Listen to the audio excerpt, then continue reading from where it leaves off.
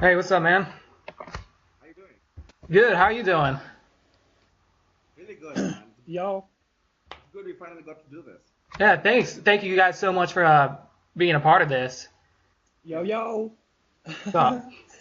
Can you see me, guys? Yeah, Awesome. How's you, Michael? I think we're How are still. you, Michael? I am Michael. Yes. Yeah, awesome, awesome, Yeah, awesome. yeah.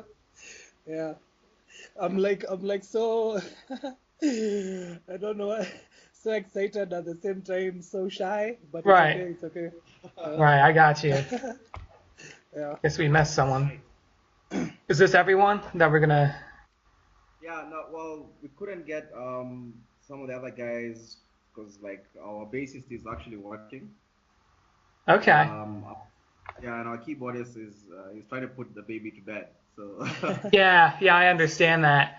But first, I'd like to thank you guys for doing this interview with me, and it's a real privilege. And when I first heard you guys, I was like, wow, this band is great. I wonder where they're from.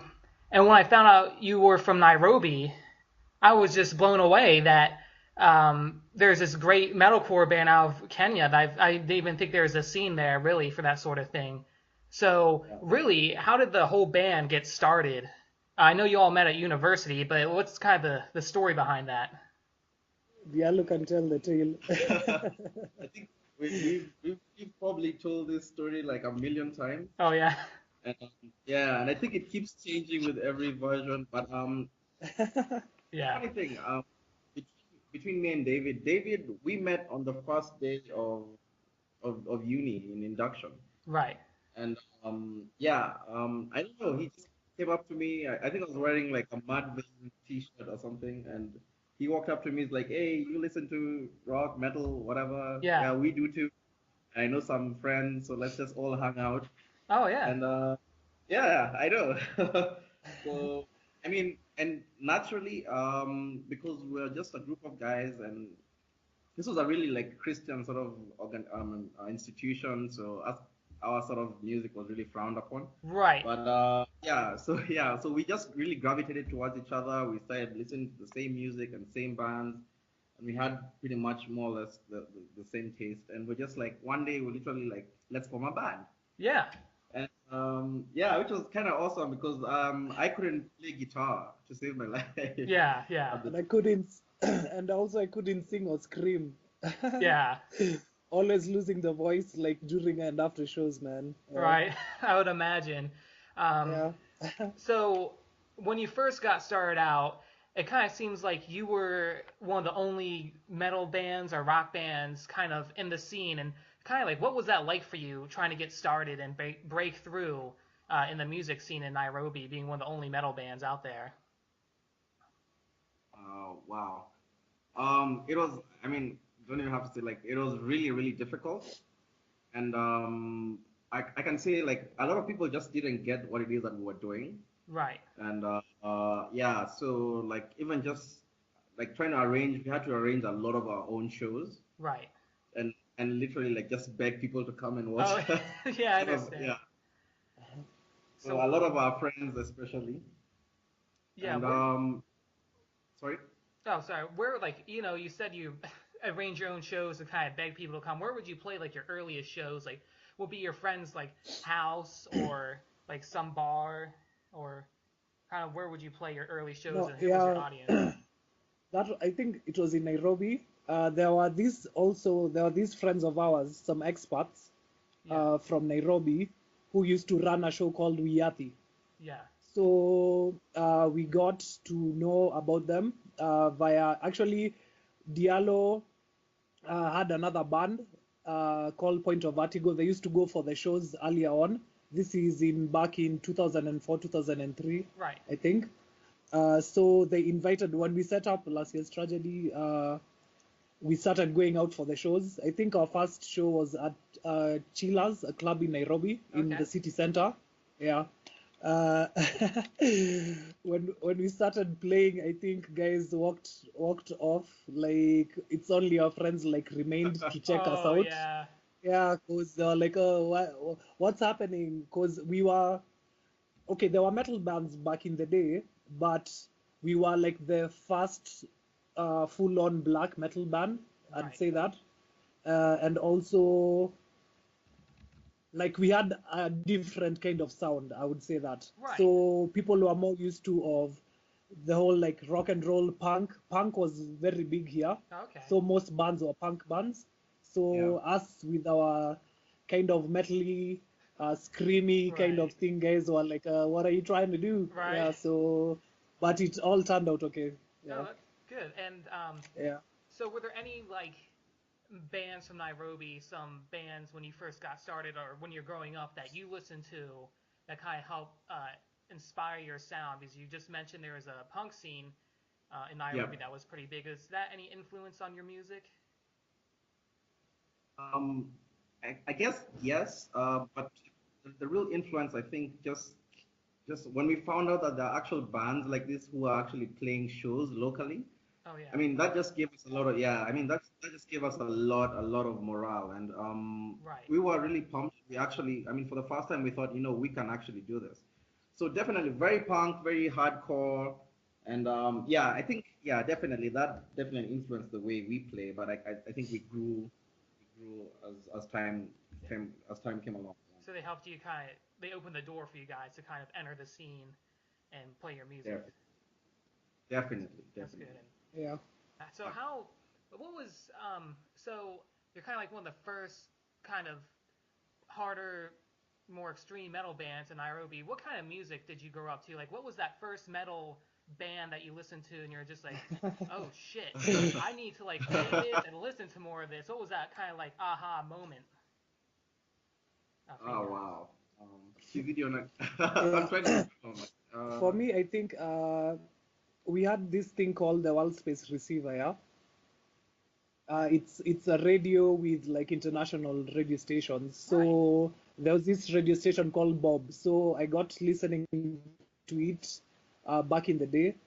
Say, I don't know how I'd call it. What would you call POD? Oh yeah. There's a lot of POD, but the band that probably got me was Deftones. When I listened to Deftones for the first time, and I was like, what are these guys doing, man? I Right. need to do this. Yeah. And of course, a lot of punk, Blink 182, Sum 41. Yeah. Yeah. Yeah. Yeah, I think for me, I mean, started off with a lot of like grunge, definitely. Right. So I know, and mine goes way back, and I mean, yeah, just the classics. You have Nirvana and Soundgarden, and then I really during this like the whole new metal and post grunge phase, I was such a big fanboy of that. So I think that's when we really intently, because I mean, with our radio stations here, they don't play most of this music isn't really accessible, Right. and we have one station, but or two now, but they don't play that much, and Right. it's old stuff. So I mean, the thirst was always there, and we had to go out and look for new bands and new music, and every single band we got we just kept being blown away. Yeah, so Yeah. yeah. That's great. And also, even like, okay. What was that? No, I just wanted to mention Rick Dees. You remember Rick Dees and the Weekly Top 40s? Yeah. Right. Yeah, they used to also play some songs there. So yeah, that's how we got our music. It was very hard for us to get music. I would imagine my show that I play, we usually get a lot of people who call in. Some of them are very positive and call and say, thank you for playing this kind of music on the radio. And then sometimes we have other people who are kind of like, what are you playing? What is this? This isn't even music. This is nonsense. And so I don't know if you guys have kind of ever run into that where people would be like, oh, what are you doing? Like, this isn't kind of music, or like this kind of music. Like, you ever have a hard time getting your music out there? I'll let Diallo take that shot. I mean, till this day, I mean, it's definitely 2016, so people are a lot more open-minded. But till this day, when guys get to know like whether one of us is in the band, they're like, "Oh, cool. What do you play?" And sometimes we even hesitate because how do you start explaining this sort of genre? Yeah. But it was earlier on. It was really difficult to explain to people, and I think now a lot of people are more exposed, a lot open-minded. So they're just, oh, you do the kind of screaming rock. Okay, that's cool, I guess. Yeah, right. But yeah, it's really really difficult, and yeah, we do what we can to just create awareness and try to grow the scene as much as we can. Yeah, Good. I guess. You gotta keep going, I suppose. Always. Yeah. And so, have you ever toured outside of East Africa, or have you toured with any like European bands or American bands that really were a big influence on you, or have you just toured primarily in Africa, in Kenya? That's a dream. We've just actually we haven't done really per se like a tour, but we have hosted a German band early this April. Okay. A traitor like Judas, a melodic hardcore band from Germany. Okay. We'll be hosting another one from the Netherlands this November. All for Nothing, also a hardcore band. So Yeah. we haven't gotten a chance to go to Europe or the States or South America or just say tour the world, but that's our dream. We are Yeah. hoping so. One day, yeah. I'm surprised you haven't yet, because you guys, I really like your music a lot. I think it's really high caliber. And so, what's it like for you to have these these bands from Europe like host them and kind of hang out with them? What's that like for you to kind of get to mingle or interact with metal bands from across the world? It's really huge, and Yeah. for me, because around 2011, 2012, I was doing my masters in the UK, Right. and I managed to see a lot of really big bands. I mean, like from Trivium, I saw Trivium, I Oh wow. saw Park Drive. Man, I I hate saw you. so I hate you.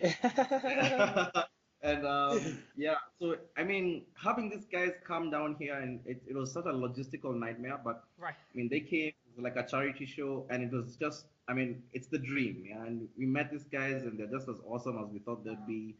I mean, there's no rock stardom or rock star sort of ego sort of thing, and we Right. get to hang out, learn so much from them. Yeah, it's crazy. So I mean, we've taken so long just to bring one band to play in Kenya, and now we're having two in 1 year. So Wow. it's just yeah, it's looking like the doors are opening. Yeah. That's great. And do you Yeah. think that you being a metal band here in Kenya, kind of being one of the it seems like you're one of the big games in town for metal. Do you think you really helped open the way for these other bands to come and play from abroad? I'd like to think so, yeah, and maybe David can say this better, but we wanna really keep going and keep improving, and we wanna make sure we put Kenya on the metal map.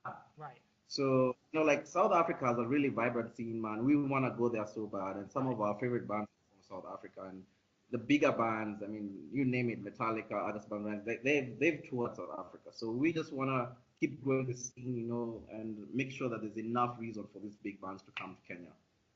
Yeah, yeah. Yeah. I get it. So are there other metal scenes in Africa that you think need more attention? Like I know there's a metal scene in Botswana. From what I Yeah. understand, do you guys ever talk to any of those bands, or do you ever like interact with them at all? Yeah, we actually do. We have friends from say, Nigeria, Botswana, as you said, Namibia, Egypt. Actually, Africa, there are a lot of scenes, but the most vibrant scene would be South Africa. Right. Yeah, but Namibia, Botswana, down south, the countries there at least are doing Yeah. well. There's this Right. band called Overthrust. Oh yeah. They were in Wacken Festival a few weeks ago, which is pretty dope. Yeah. The other year was Red Helen from South Africa. So at least the African scene is getting some exposure. So we would love to do actually an even African festival kind of thing. So that would be dope. But we do talk and communicate with guys from the African scene. That's good. Have you ever thought about starting like your own festival in Kenya, right there in Nairobi, and kind of get your own thing going? That's that's Yeah, that's yeah, definitely the dream. Yeah. So, Yeah. and we're thinking about it, and we wanted to start something small, like we can just have like an East African like metal festival. Right. Uh, yeah, so I mean that's the dream. I think right now it's a matter of priorities what we're trying to do because we realize, some of the material or content that we have out there is kind of old from the last EP we did. And even just musically and the kind of messages we're sending out has changed a bit. So we want to put new material out there.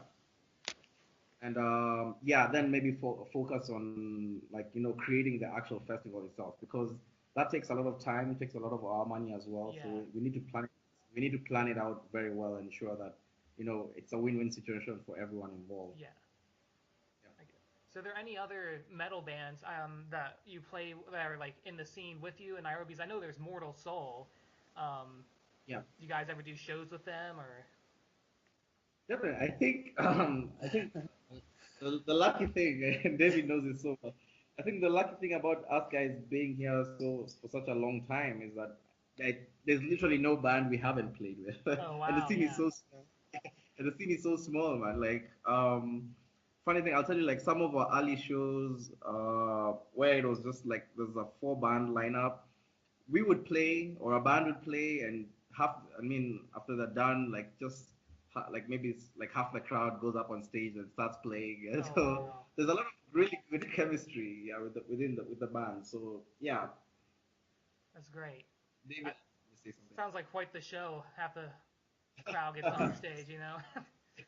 Yeah, it's It awesome. is. But in terms of metal bands, there's some upcoming metal bands, more so from guys. When we found out that in high school and uni, that's when people start getting inspired to Right. come up with bands. So there are more bands coming up. Ours is to also inspire and give them heart to continue Right. or to just keep on it to be better, to Right. evolve and better themselves to be better. So we can say we are growing as a scene, not only metal-wise but rock-wise. So, because as Diallo said, we are so small. Right. All of us are like a family. Yeah, all of us, be it the metal scene, punk, or just normal rock music. Any Yeah, kind of extreme music, really. yeah, Yeah. yeah. That's really good. And have you ever had any of these younger bands or newer bands like come up to you or message you or whatever, like, hey, you guys are awesome. You really helped inspire me and made me believe I could play metal in the scene or in Nairobi without being kind of um, ostracized or whatever. Yeah, actually, yeah. So for a lot of, especially the newer bands, the cool thing is like maybe one of the first shows they ever went for was one of our early shows, and they really got stoked because I think at that time they were just getting like to get to know about the music or they're just introduced to it. So when they saw Kenyan guys doing it, they're like, wow. And yeah, definitely, a lot of guys have come and just like even if they're not gonna form a band, they're just like Right. whatever you guys are doing, just keep doing it. This is amazing. And yeah, so it's a lot of positive vibes from the scene. And yeah, I'd like to think that we have inspired people. I'm not too sure. Right. Right. Yeah. I'd hope so. Yeah. You can only hope, right? Yeah. Yeah. And how would you say you've mentioned that the scene has gotten bigger? Like how would you say the metal scene has changed in Nairobi or just East Africa in general since you first got your start or you first started listening to that kind of music? How would you say it changed? Hmm. I think, first of all, the fans have increased in numbers. Because back in the day, it was just like a few select, to be honest, going for rock nights and this and that. But right now, thanks to the internet, there's more exposure to the music. Right. So I think more fans are coming out and just finding out that this music can be good. Or a lot of people like used to hide behind the curtain and like, oh, rock music, I love rock music, but I won't tell people I love rock music. But right now, people are coming out Yeah. in masses, yeah, and saying they enjoy the music, blah blah blah blah blah blah. Yeah, so I think in terms of population and demographics, it's increased from old people to young people, like across the whole board. Yeah, it's growing. Yeah. That's great. That's great. And that's good that it's getting out there. And so we're kind of, I mean, I've listened and looked at your lyrics. They kind of revolve around like overcoming adversity or persevering and that kind of thing. Is some of that is that some of that inspired by being a metal band in Kenya, or where's that kind of where's your inspiration, I guess, come from for your lyrics, or the source of it? I think basically it's life experiences. It's basically life and world experiences. That's what inspires us to write. Our creative process has never been restricted to like one angle. Right. or like someone will trigger something in me that will bring out particular lyrics, but it's about just forming together. Like we don't write, no one ever writes alone. We inspire each other to see Right. how we can make it all come out. Yeah. That's good. Yeah, I And agree. Yeah, and a lot more. And I think as we've been growing, as we've been doing this, I mean, honestly, we had some of our first songs which we were really embarrassed about because it was well, just I think every band has that, no matter who you are. yeah, but yeah, definitely yeah, what you say, overcoming, we're a very hope-filled band because I mean we've been doing this a long time. We've been best friends for this is actually a decade now. Wow. Yeah. And we've seen so much stuff, man. We've been told so much stuff, and somehow we're still here and we love what we do, and we want to get that feeling out to the people who actually listen to us. Yeah, never stop doing what it is you do, you're passionate about. And a lot of social, I think even now as we grow, you're probably going to be hearing when we release new stuff, a lot of social commentary. Right. Yeah. So, yeah, yeah, and especially because that's where our name came from. Yeah, as in like last year's tragedy, a lot of things were happening in the country at the time, and it was Right. just, yeah, it was a hot mess. So that's the kind of stuff that we want to grow into talking about. Stuff that really matters. What kind of stuff is going now on in Kenya? I know maybe last year, I believe there was a shooting or a massive shooting at a mall. Yeah. Is that kind of those kind of events? Or that's what kind of inspires your lyrics and your music, or what's kind of what's going on in Kenya that's inspiring you? You said you have social commentary. What kind of does that revolve around?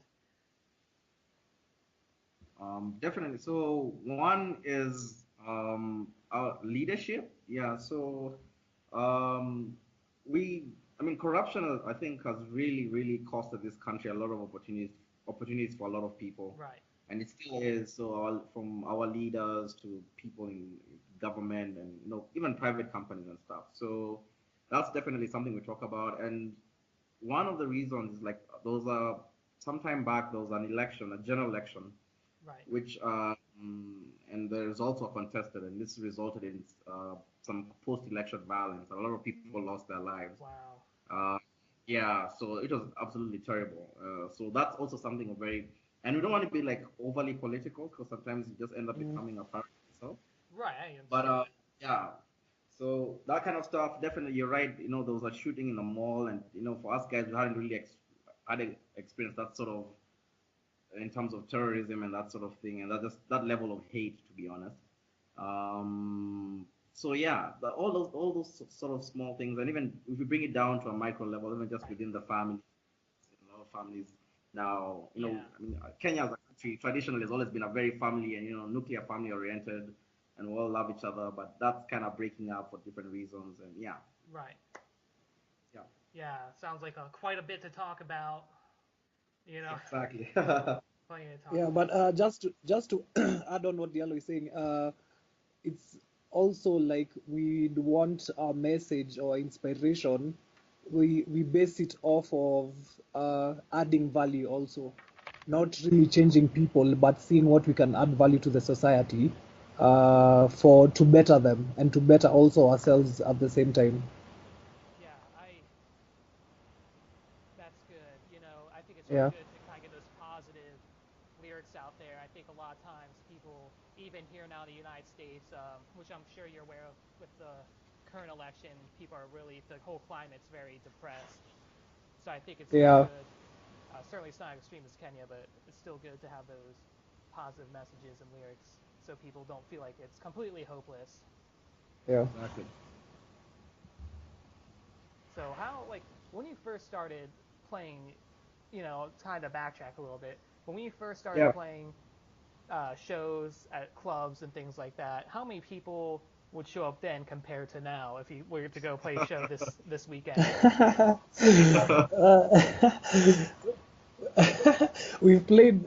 I think we've played shows even for like 10 guys. Oh wow. Yeah.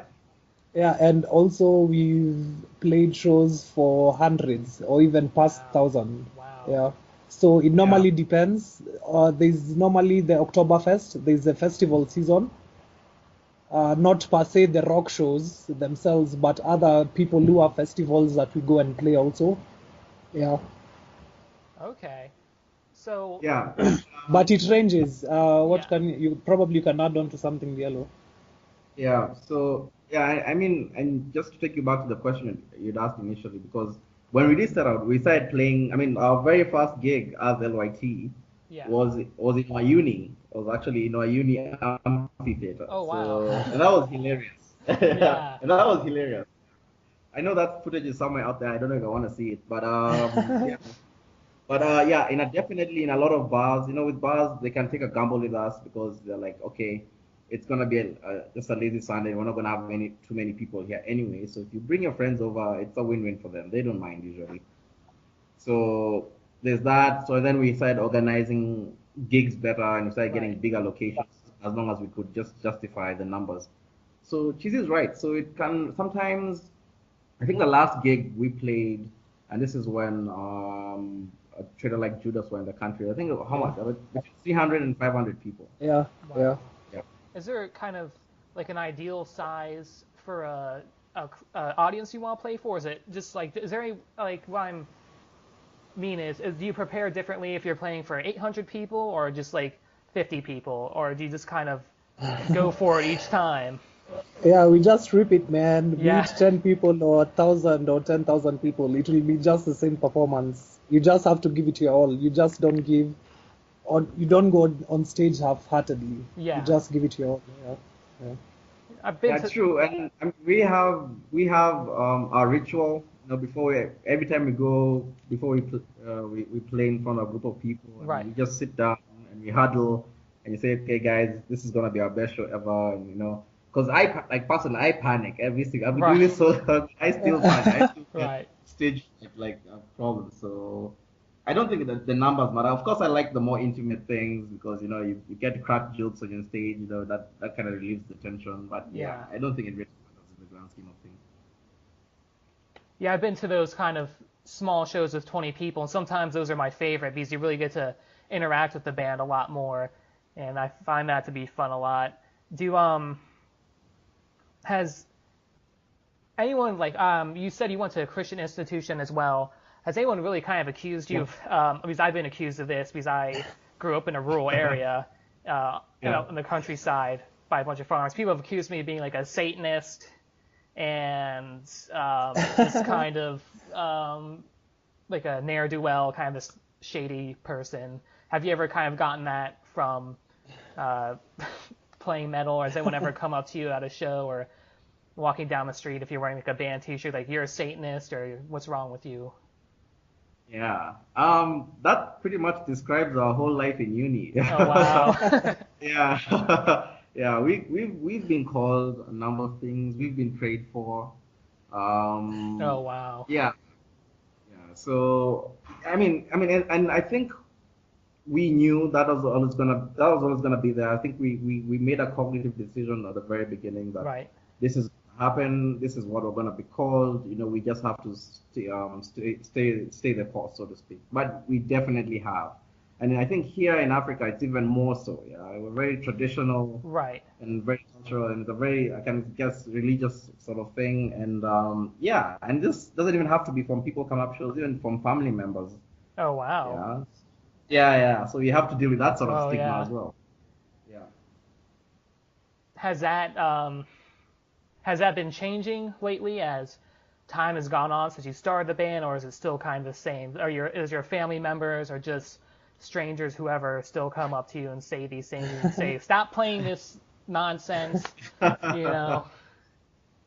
How is it for you, Chizi? I'd say it's different. As Diallo said earlier, it's 2016, people are more open-minded, yeah?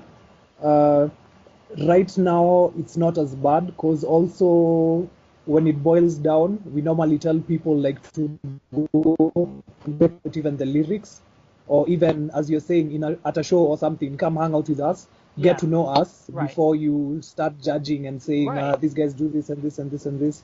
So we appreciate more if we can hang out with guys, or at least they can just check out the music we do and listen closely or read the lyrics to just get an idea where we're coming from. Yeah. Right. Yeah, I think that's a good response, and trying to get rid of that stigma that surrounds the music. And Diallo, you mentioned that you went to university in the United Kingdom, and you got to see a lot of great bands there. How was that for you to go be a part of that metal scene there and kind of interact with people from another country who are part of that scene? What was that like for you to connect with those people? Oh man, and it gets better because I remember there's a show I went for, and I was going to see Texas in July. Oh wow! Actually, I went to high school with one of the guitar player, Chris Davis. Really? Texas in July, yeah. Yeah, so I actually met them, and we were early for the show, and they went by. I think they were buying some stuff in the deli across the street, and I was there. And I was right behind them in the line, and I was like, why do these guys look so familiar? And I'm like, oh my God, this is actually Texas in July. And I said hi to them, like, hey, how you doing? Oh, wow. My name is Diallo from Kenya. You guys, I love you. I was complete fanboy mode. Yeah. And we took pictures and everything. I can say, like, the experience of going to see these bands live is everything that I expect to be. And it even surpassed it because, to be honest, I saw As I Lay Dying, and man, I know all their songs by heart, and it. When I got back, I was just like, we can never stop doing this. Yeah, when you see these guys, like, you always have to. It's just inspirational. So definitely, it's everything lived up to my expectations, and man, I can't even wait to go out and see some more bands, to be honest. Oh, it's great. Actually, going to see Skeleton Witch this Friday, which would be pretty crazy. Yeah.